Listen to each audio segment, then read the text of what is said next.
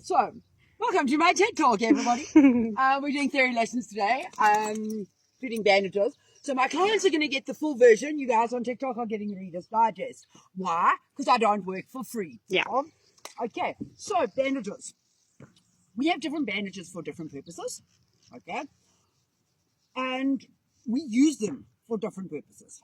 All right. So the first one that we've got here is what's like known as a stable bandage. It is very literally just soft, fluffy jersey material. Okay. Not really needed for its intended purpose in this country, because in cold countries, you put it around their legs to keep their legs warm. All right. Because it gets sort of in the minuses and that, which we don't really get. However, they do have another purpose. That purpose is they're great for stopping them from knocking themselves and getting injured. You can turn a horse out in the paddock with them. I wouldn't advise doing it in the mud. Learn from my mistakes, people. Okay? Trying to get those off when they're cold and mushy. No, it's not nice. Okay? If you're going to be boxing the horse somewhere and you don't have boxing boots, also great. I tend to put them under boxing boots as well because, well, I'm a control freak who's overly paranoid. All right. We then have these marvelous ones.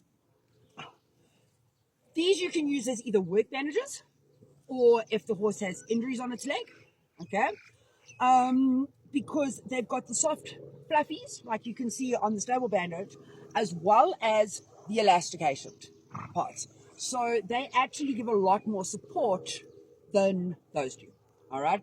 Like I said, those look pretty, they keep you warm. It's kind of like wearing a leg warmer. This is like wearing your sort of ankle or knee brace that you buy at discount, okay? We then have our exercise bandages, all right? These are just the elasticated parts, as you can see, all right? Now, they're called exercise bandages, but you also use them if the horse has like a tendon injury or something else, because it gives a lot of support, all right? And then we have my favorite invention ever, vet wrap, okay? Vet wrap can be used to give a lot of support if you wrap it correctly. You can also, if you just have a small cut, instead of having to bandage the whole legs and everything else, you can just put one wrap or two of this around it. The nice thing with this is you don't need to wrap both legs. Okay? All the others, the rule of bandaging, if you bandage the left, you bandage the right. Reason for that is actually your blood pressure and your blood flow. All right? Because of their extremities being so long and the pressure it takes, if they have to push really hard up one leg and not the other, it confuses the system. And yes, that is a very unscientific way of putting something that will take me forever to explain, which is why I'm not getting on the TikTok video. Okay. Now, when we bandage, we have a couple of options.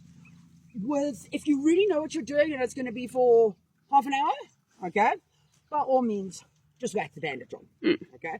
If you're going to be leaving it overnight, you're going to put either a Gamgee pad or cotton wool underneath the bandage. The reason for that is, as we all know, when we bandage ourselves, touched by the acacia tree, it actually forms indentations, right? And it can get a bit uncomfortable. And that's when we've got muscle there to protect the veins and the blood system. Horses don't have any muscle below their knee.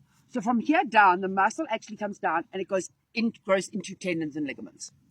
There's no muscle. There's tendons, ligaments, which sit very flush with the bones. Just letting those bones. And there is your veins. So any pressure that you put that's not completely even is going to sit directly on a vein. All right? It's the same as if you do this, then your veins stand up, blood can't pump. That's why you have to keep them even. And I'm old. So if you've got a horse with swollen legs and he needs to be bandaged in the stable, like stable rest, what type of bandage would you use then? I would generally go with either the polo wraps or a exercise bandage, depending on what the problem is. All right? If you've got something like he's taken a really big knock to his leg and it's very sore because of that, with swelling and things, then rather go with the polo bandages because it's got the softer bit inside, plus the support. If you've got a tendon or ligament issue, this is going to give you more support. Because remember, these are actually quite thick. Yeah. I do love the new ones. In the old days, they were like felt. Oh my gosh. No, they get to a point, they will start disintegrating like the dog blankets do. So we put these underneath, all right, with this around it. And because of that, it stops you being able to put it too tight, number one, but also it then decreases a sort of support thing, all right? So if you just want them warm at night, they've had a hard day, stable bandages.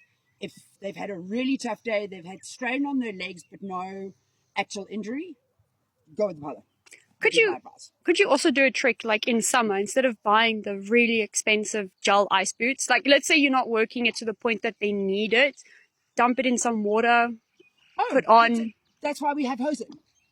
Okay? So any horse that's got an injury to its leg, the answer is cold water for as long as possible, start with 3 times a day, and then go through it. They used to make a really nice silica sand ice boot. Those are great. I don't like the ice boots where you have to put ice in them. Yeah. Okay? I would rather take Ganges, wet them, put them in a freezer. Yeah. Okay? Does the same trick. Yes, does exactly the same trick. Because putting ice, it's not... You know, I'm not Rockefeller. I'm the other fella. I don't have the money to go and buy 40 sets of like ice boots for my yard. Or 40 sets of medicine boots. Sorry, guys. Like a K each. Okay, so when we bandage, all right, we've got to look, once again, at the size of the horse. Because you get different size bandages like you get different size boots, people. You will see here that for the purpose of this demonstration, because I have not bought Ganges that fit this horse, and I'm not making this video with my Shimmer Monster, she won't stand still, but these are far too long, okay? Yeah. Like, that's ridiculous. So you want your Gamgee to sit from just underneath your fetlock, okay? Just underneath the fetlock. Sandy's really off out today. And you want it to sit then, it's folded down to where it's meant to be. Once again, I'd really like a TikTok video that just works. And it should sit to about that height. Okay. Okay. Now, if you don't have Ganges and you're in a pinch, use cotton wool. Cotton wool is also much nicer and softer. It's easier to work with. The problem is if there is open wounds.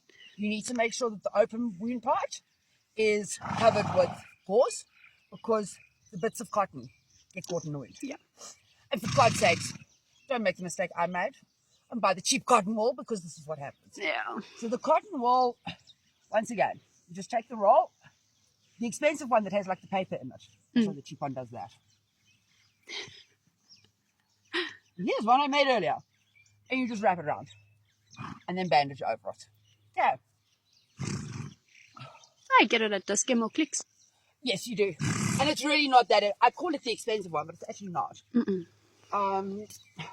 That was just one we ordered by mistake online.